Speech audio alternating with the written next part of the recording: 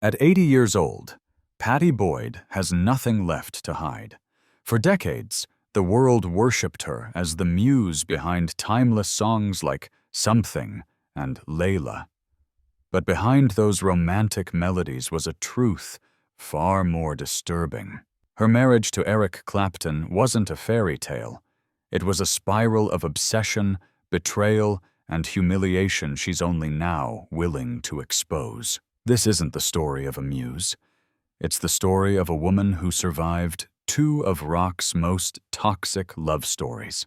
She did not start on a stage. She started as a girl trying to find her place. Pattie was born in Somerset, England, then spent part of her childhood in Kenya. Her family moved, split, and changed. That kind of early shakeup leaves a mark. Back in London, she took a job as a shampoo girl. It was small, simple, and nothing like the world she was about to enter. In those years, London itself was waking up. New music, new clothes, new rules. Teenagers weren't just following trends. They were making them. That energy pulled her in without her even trying. She wasn't chasing fame. She was just showing up and doing the next thing in front of her. A photographer's assistant noticed her face. One call became one test. One test became real work. Soon her image was on the pages of Vogue and other big magazines. Designers took note. The clothes, the hair, the wide eyes. She fit the moment. The 1960s were moving fast, and she moved with them. People copied her style. They wanted the same hair, the same easy look, the same cool she had without trying. She became part of the swinging 60s without planning it. It just happened. Designers like Ossie Clark even shaped collections around the look she helped define. Photo sets turned into full days. Studio lights, racks of clothes, a dozen hands fixing hair and hems. She wasn't loud, but the camera loved her. She became the kind of face that made people stop flipping a page. That's how a look becomes a trend. That's how a moment becomes an era. Then came the day that changed everything. She was cast in a small part in a Beatles film, A Hard Day's Night. It was not a big role, but it put her on a set with George Harrison. He was quiet, shy, and different from the loud fame around him. Their connection was fast, and it felt real. They married in 1966. The world saw a love story. George even wrote songs that seemed to float toward her.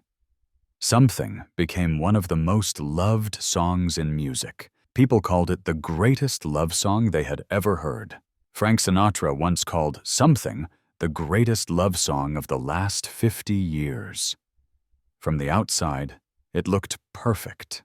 Inside the house, it was not. Fame can split people in half. What the crowd sees is not what the person feels. George grew deep into Indian music and spiritual study.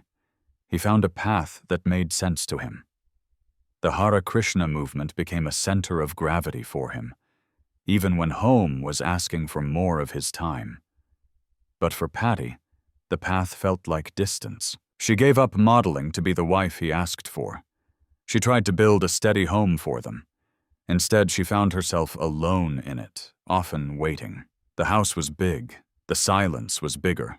What people didn't see was the pressure that comes with being tied to the biggest band on earth. Every dinner felt half public. Every word might end up in a paper tomorrow. And when your husband is on the road or in the studio for days, the quiet hours stretch wide. There were moments of beauty, yes. Sitar music humming through rooms, incense burning, friends from far away sharing stories late into the night.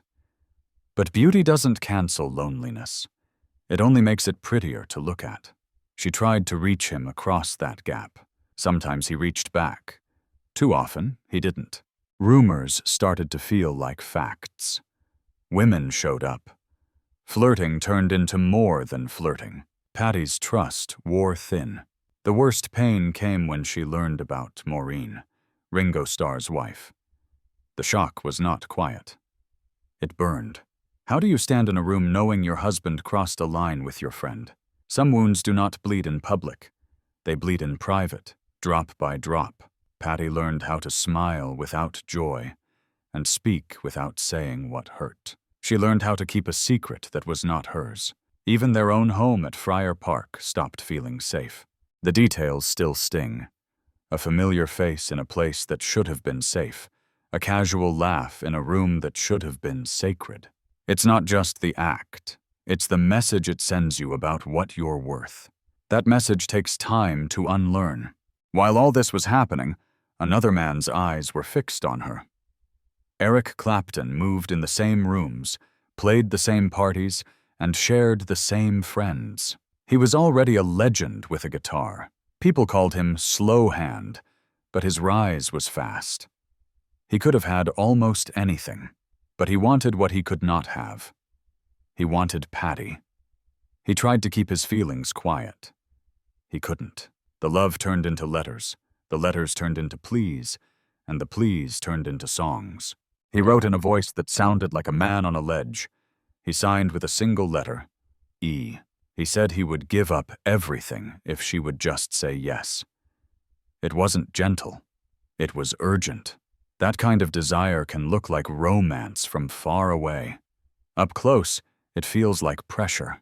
He wrote like a man on fire, promising he'd give up everything if she would only say yes. It sounded like romance to the world. To her, it felt like a weight on her chest that wouldn't lift. Layla was not just a song. It was a cry from a man who felt tortured by love he did not own. He used an old story to tell a new one. That old story was the Persian tale of Layla and Majnun, a love that burns because it can't exist. He poured his pain into every note, and the world loved it. The world always loves a love story with fire in it.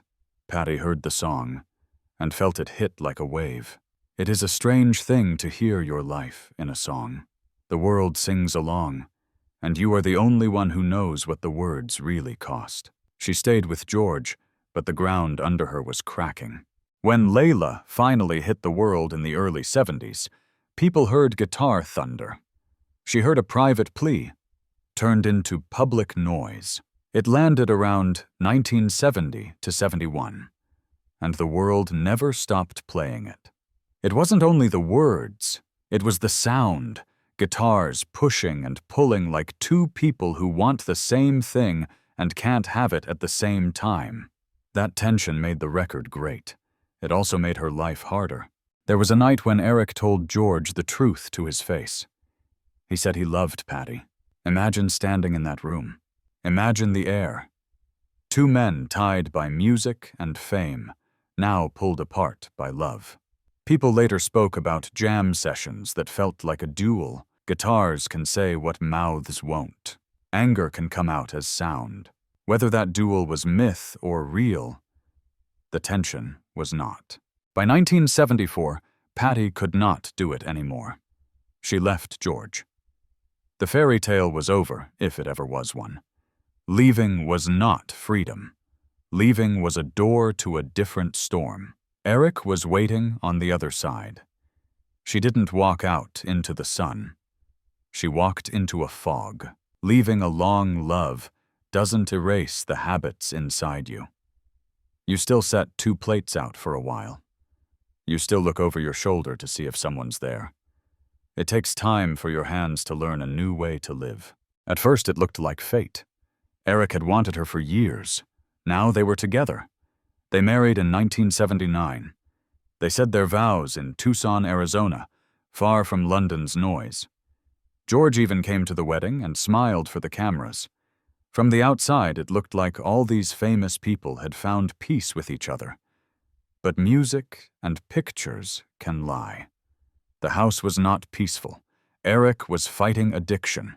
When one battle ended, another began.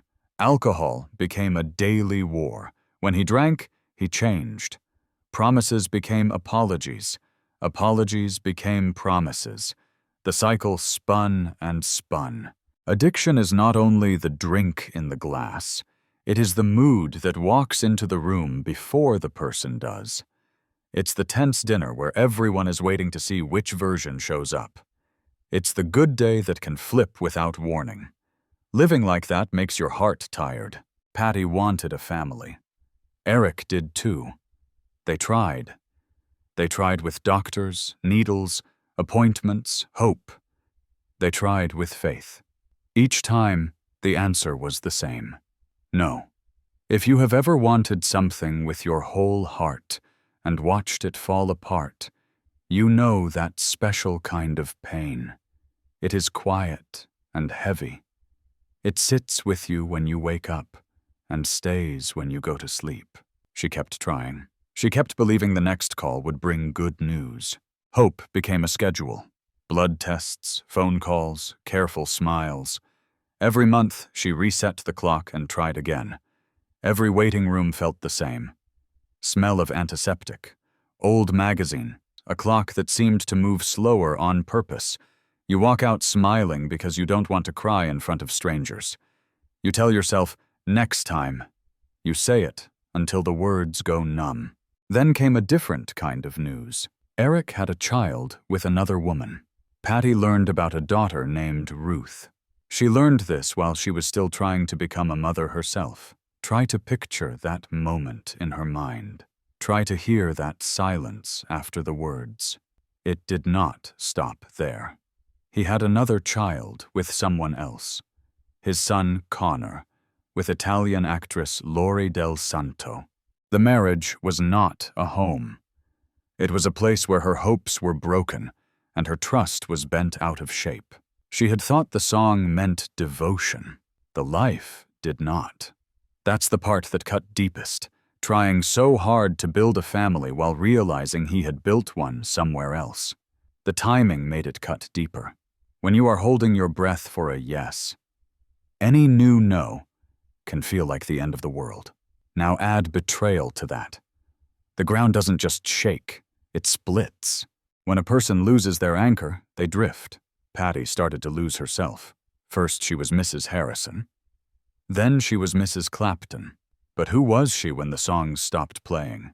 Who was she when the door closed and the cameras went away? Sometimes the biggest search is not for a partner. It is for yourself. She started to ask different questions. Not, how do I make this marriage work? But, how do I work? Not, who am I to them? But, who am I to me? Those questions can feel scary at first. Then they start to feel like air. So, she began to rebuild. Not by going back to the runway. Not by finding another famous man. By picking up a camera and telling stories in her own way. She had always watched. Now she would show what she saw. Her photos were not loud. They were real. They caught small moments that others missed. They carried a feeling that only someone who has lived through a storm can capture. People noticed. Galleries opened their doors. The work had value because it had a heartbeat. Small shows turned into bigger ones. First local rooms, then major galleries in London and the US. People weren't just looking for rock nostalgia. They were seeing the world through her calmer, steadier eye. Faces at rest. Hands in the middle of a laugh. A hallway just after a conversation ends. Her pictures didn't scream. They breathed. You could tell they were taken by someone who knew how to be quiet and still tell the truth. She also wrote. In her memoir, Wonderful Tonight, she told the truth as she lived it. The book became a bestseller because she didn't dodge the hard parts. She did not pretend the past was prettier than it was. She spoke about the love that held her up and the love that pushed her down. She spoke about the shame she carried and the pride she reclaimed. Readers expected gossip. Many found something else. They found a woman finally using her own voice after years of being spoken for. Time passed. The noise of fame faded. The world moved on to new stars and new songs. Pattie did something brave. She chose a quiet life. In 2015, she married a man far from rock headlines. It was simple. It was calm. It did not need the world to clap. Peace can be louder than applause when you have lived without it. No magazine cover, no camera scrum on the steps, just vows, a few smiles, and a door that closed on purpose. His name is Rod Weston, and they married at Chelsea Old Town Hall. No cameras fighting for a shot, no chart positions to hold up. You don't realize how heavy the old life was until you set it down and your shoulders stop aching. At 80, she can look back without fear. She will tell you what the records never did. Life with Eric was not the dream people imagined. Addiction leaves scars on everyone in the room, not just the person who drinks or uses. Lies cut deeper when you are already in pain. Wanting a child and not having one is a grief that does not end on a date. Learning your husband had children with others while you were trying is a wound that never fully closes. She lived that. She carries it. She also learned that telling the truth sets the weight down. Telling the truth doesn't erase the past. It makes it make sense.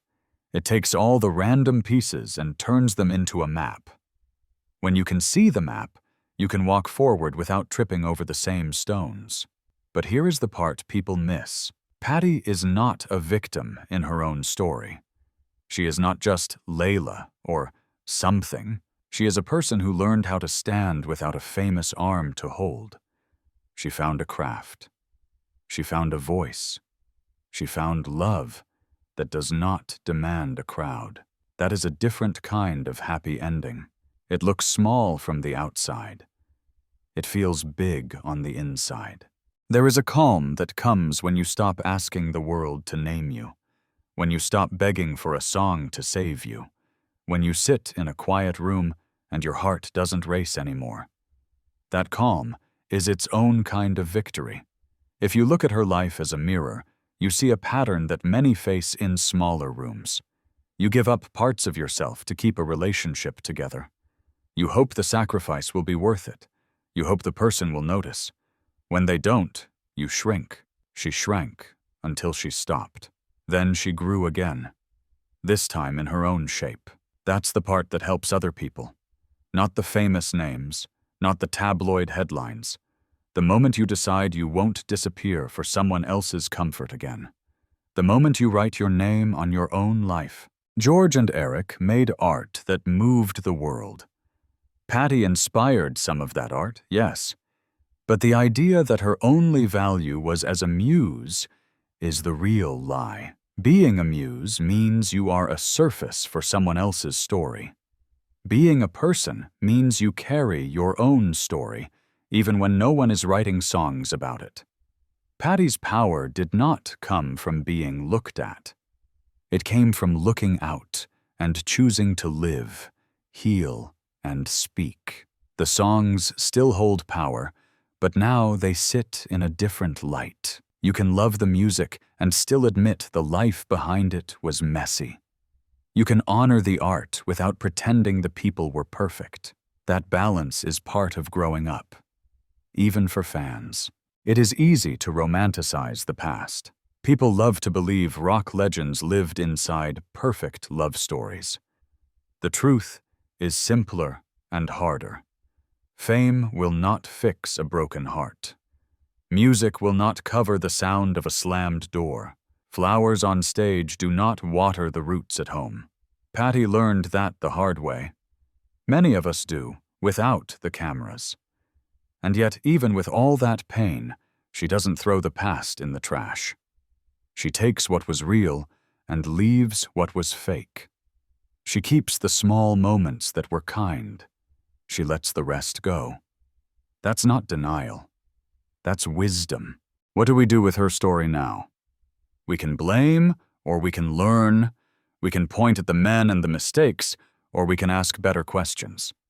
How do you keep yourself when the person you love is slipping away?